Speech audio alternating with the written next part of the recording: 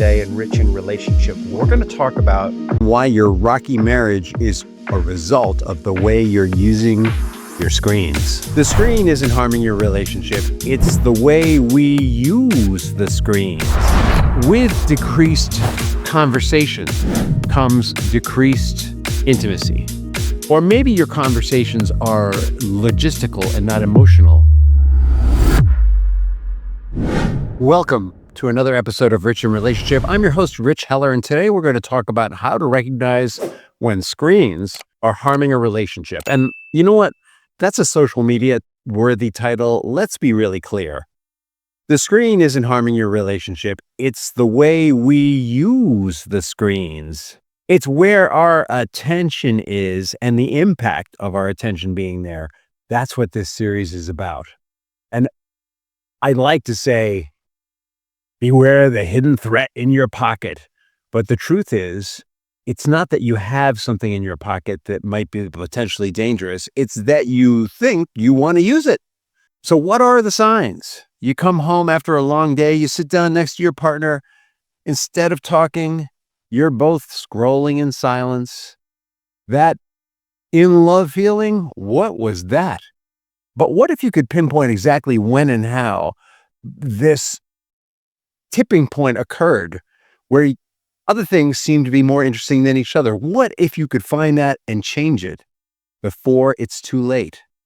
Really, aren't you sick of being two roommates who eat meals together and do your own individual thing? Wouldn't you like to have that sense of closeness and passion? Wouldn't you like to feel like you could expose all of who you are and take the risk that she might go or he might go, ew, but they actually go, oh, I love you so much. Wouldn't you like to have that back? Well, this series is dedicated to helping you get that back. So hang in here as we work through our relationship with screens and why it's gone kind of sideways. The truth is that most couples don't even realize their relationship is suffering until it's already in a state of disconnection. Right? The couples that come to me, they're typically in crisis. They're fighting. They don't have patience for each other. They're distracted. They're getting more gratification out of their individual pursuits than together, and they don't understand why. And very often, as we work together, we find that one of the venues that they have been escaping into to get away from what's not working in their marriage is in screens, it's in social media, it's in texting, it's in communication that feels maybe it might be a little safer, but it isn't. And because it isn't, things actually get worse. There's this slow replacement of in-person and connection that happens with digital distractions. But truthfully, there's a whole generation that's grown up with digital distraction that just doesn't even know how to engage in relationships. And I'm talking to you too, if you're in that generation. Brad and Gwen, they used to talk about their day over dinner. And what did they talk about? They didn't just talk about the problems at work. They talked about what made them feel good, what lit them up. They laughed. They had a good time. But over time, they talked less and less about what lit them up and more about the negative. And eventually, talking became kind of a turnoff. And now they mostly sit in silence. Sometimes they're looking at their screens. Sometimes they're watching a movie together while they eat, sitting on the couch. They are lost, purposefully, unconsciously lost somewhere else rather than engaged with each other. And if that sounds anything like what's going on with you, then stay tuned, because Brad and Gwen have found their way through this and you can too. So the first sign is reduced meaningful conversation. I'm not talking about, oh yeah, the kids went to school, they had a great time, da da da da da. I'm talking about meaningful conversation. Hey, you know what? I felt really challenged today and could use your help with something. Do you have a minute? It's not a good time? All right, let's talk. Then when there's a reduction in that kind of conversation, it isn't your partner's fault. It might feel like it's your partner's fault because it might feel like they're not as available as they could be. But part of the problem is you're not willing to engage in those kinds of conversations as much, because the truth is that screens have become such a centerpiece. They're such a source of instant gratification that engaging in that kind of conversation where we really feel challenged isn't as immediately gratifying. You see, my friends, we have a choice every day, every moment of every day of where our attention is going to be. Is our attention going to be into deeper sense of well-being and fulfillment and happiness and joy? Or is our attention going to be on short-term distraction because things are kind of complicated and we don't feel like we're enough to meet the challenge? That's kind of the daily choice. And the reason why screens have become such a vehicle for escape is they offer the illusion of gratification on par with life without actually having the challenges. With decreased conversation comes decreased intimacy. Or maybe your conversations are logistical and not emotional. Without having caring conversation about our feelings, caring, not angry, caring conversations about our feelings, we can't create safety. In fact, you don't even have to be having angry conversations to reduce safety in the marriage. If you're both not present, or if one of you is not present, that will reduce safety in the marriage. If watching a movie or listening to a podcast or scrolling social media or talking to your AI or looking at naked pictures or whatever becomes more and more your source of gratification, then by definition, the other interests in your life become less. And the person who should be your primary interest, second only to yourself, your partner, becomes diminished. And when your partner feels diminished, they start looking for gratification in other areas also. It's a self-fulfilling prophecy. And with decreased intimacy, there's less emotional closeness, but there's also less sex. And also, when there is sex, it doesn't feel as good as it did maybe when you were in love and passionate and rocking it together. It feels kind of mechanical. When sex starts to feel, a sign that something's wrong is when sex starts to feel like the same old thing.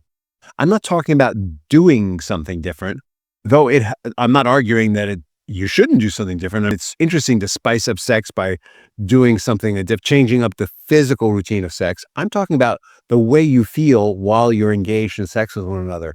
When you were in love, sex felt like two souls connecting, two hearts beating as one. Now, it's something you do to blow off some steam, maybe a great way to end a fight. If that's going on, the chances are that your focus isn't where it needs to be. If you're experiencing increased misunderstandings, and part of what might be driving those misunderstandings is talking isn't getting you the answer fast enough, and it takes away from doing other things. So maybe you're dictating text messages to each other while you drive, or maybe you're texting while you're at work, and maybe you don't really understand what the boundaries of texting should be. And so texting becomes a place where you are talking about multiple themes in one thread, which gets very distracting and can be very triggering. And then one of you goes off and the other one goes off, and it becomes a place for fighting. It's because you thought that texting was going to drive more efficiency and you thought it would be safer. But actually, because there's no tonality to it, it's actually more dangerous. The possibility for misunderstanding is increased by texting, not diminished. There might be actual conflicts over what you're going to watch.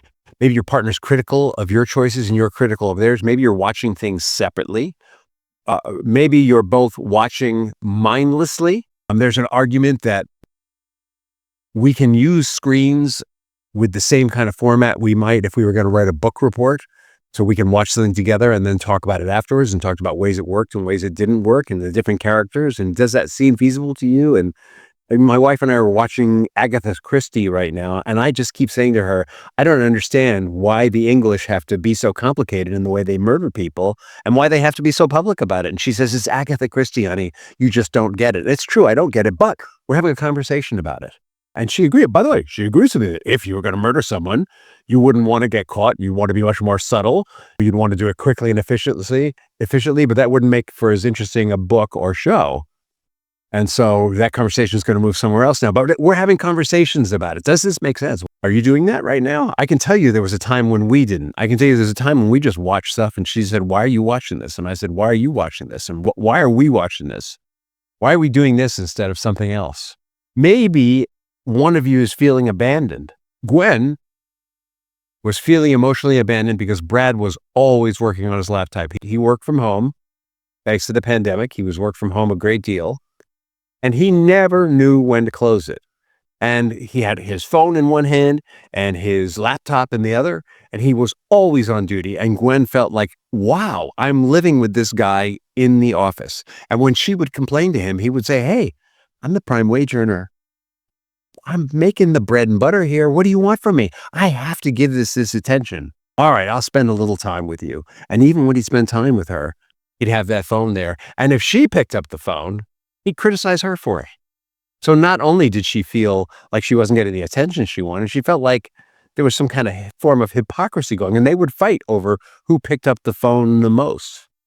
And honestly, I don't know who did pick up the phone the most, but if you're having that fight, the chances are screens are getting in the way of your relationship. I need my phone for work. I'm just unwinding. I'm not ignoring you. I'm listening to you while I do this. Those are the justifications that we use to avoid recognizing the real issue.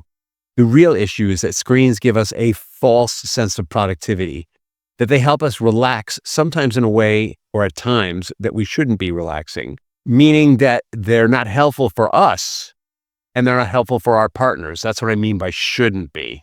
Sometimes we think that we're connecting or we're meeting a need to connect socially. We have an unconscious need to connect socially through screens, but we're not actually connecting with people. There's a big difference between connecting with people in a forum, we used to call it a chat room, or connecting with people through texting, or connecting with people through email. Huge difference between those things and actually sitting down and talking to someone. So much more of a richer experience.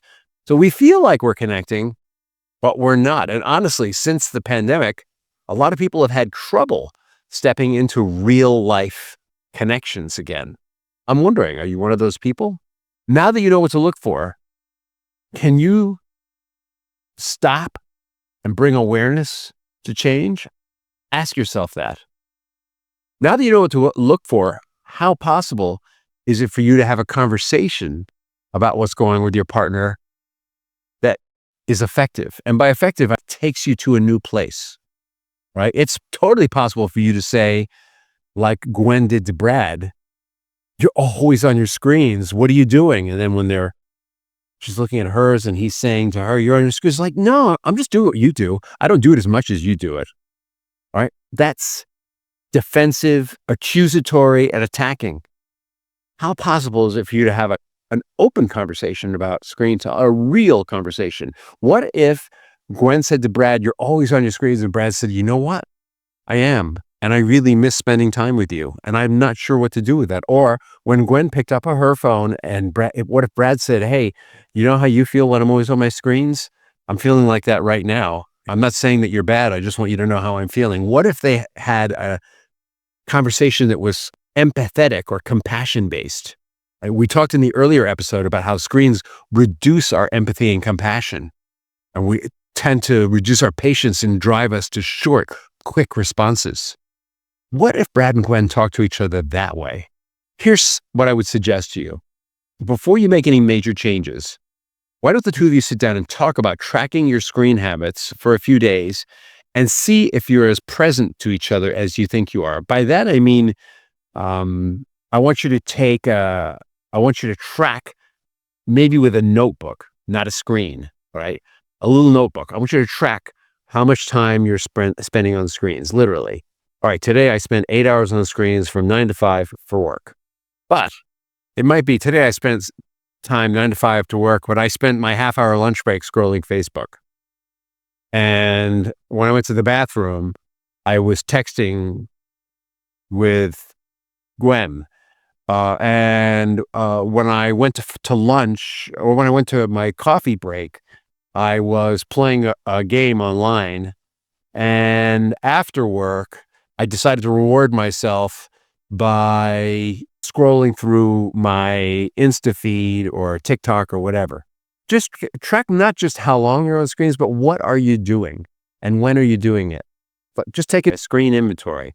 And then maybe in a week or a couple of days, sit down and go through your inventory together. And you want to look at not just how long you spend on screens and when, but how much time. It also might be good to track how much time are you actually spending face to face with your partner in particular talking. After you've done that, start thinking about some no screen zones. For example, you probably shouldn't have any screens when you eat together. I want you to know that my wife and I wrestle with this bear periodically, but for the most part, we have an agreement that on date night, there will be no screens. We have an agreement that's frequently broken that when we're driving together, there will be no screens. It depends on how far we're driving, to be honest. If we're driving 9 hours, there's going to be screens. But if we're just driving to the grocery store together, there's an agreement that we might use that time to talk. Create some no screen zones. We have a big time agreement that we don't do screens in bed, except e-readers. And we both agree for our own individual health that we're not going to use screens an hour and a half to 2 hours before we want to go to sleep, because the studies show that it interferes with your sleep cycles. And if your sleep cycle is interrupted, guess what? The next morning, you wake up with less patience and a shorter attention span. And the more that you do that, the shorter your attention span, which is one of the problems of screens. So create some no screen zones that make sense for your health and well-being. Nothing major, just a couple. And start practicing that and notice how hard or how easy it is. That's going to give you an indication of where you are. Brad started noticing how often he reached for his phone when he did this instead of responding to Gwen when she was talking to him. And so they set a rule that there are going to be no screens after 7 p.m., after 7 p.m. because they wanted to go to sleep. They wanted to be asleep around 9 or 10. Now, in reality, they would usually set their screens down at 7:30 or 8. But it was an effort. And what happened between then and sleep was they would read, they would do their going to bed preparation, but they would also download about their day and talk about some of the things that happened and help each other emotionally. They would work at empathy and compassion in those conversations instead of just talking about the surface. And now they've developed a habit of talking deeply again, of restoring caring communication. Caring communication leads to safety. Safety leads to trust. Trust leads to vulnerability, and vulnerability leads to intimacy. And guess what? Brad and Gwen report that they have more intimate sex now. It isn't just mechanical. They actually enjoy it. We're going to go deeper with this. We're going to talk about social media and how the images on social media are impacting the way we think about our relationships also. This is big, it's deep, it's kind of a common topic, but there are things about it that people don't talk about that we're going to talk about in the next episode, so make sure you stay tuned. If you like what you're hearing, subscribe, share it with friends. The only way we know we're succeeding is through subscribing and sharing. I am committed to impacting 10,000 families, so help me impact those 10,000 families by growing this message about where we focus is where we end up. In the meantime, have a wonderful day and an awesome tomorrow.